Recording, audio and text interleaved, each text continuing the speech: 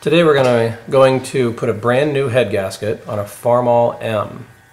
This is pretty much the same exact group of tasks that you have to do for a Farmall H as well. You can see that our head gasket has gone really bad and lots of water has gotten into our oil. It's really looking nasty.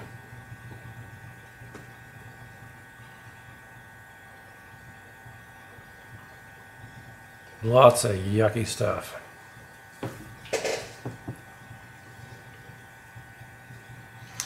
So you're going to need to remove your muffler. You're going to need to remove your air cleaner. You're going to need to remove your hood. Having two people on this task really helps a lot. Then you're going to need to start working on removing your wiring. Here Ken is actually numbering all the spark plug wires so that they go back on in the correct order.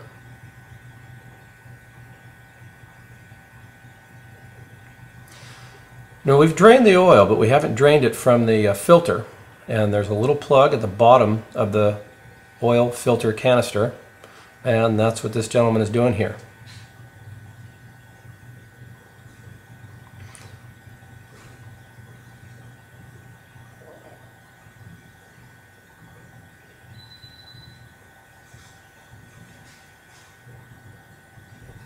The next thing you're going to need to remove is your generator. And here we go.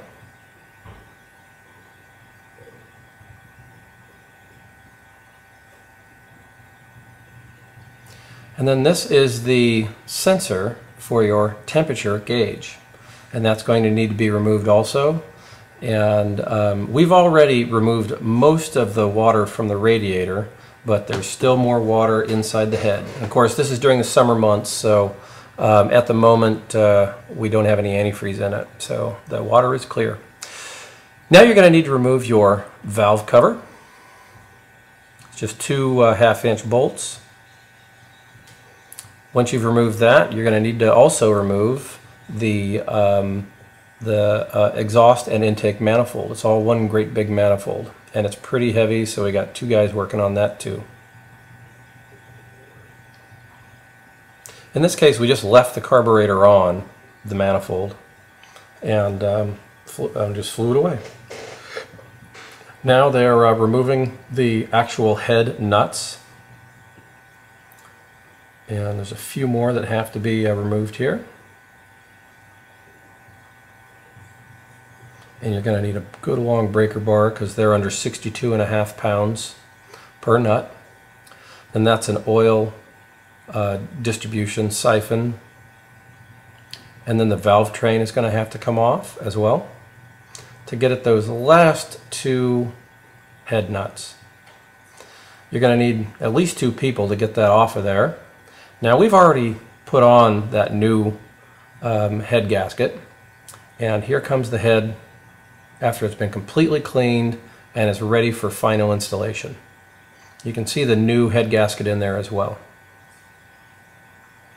And we're doing this with three people, and it was still pretty dang heavy. Finding those exact stud locations is really kind of tough.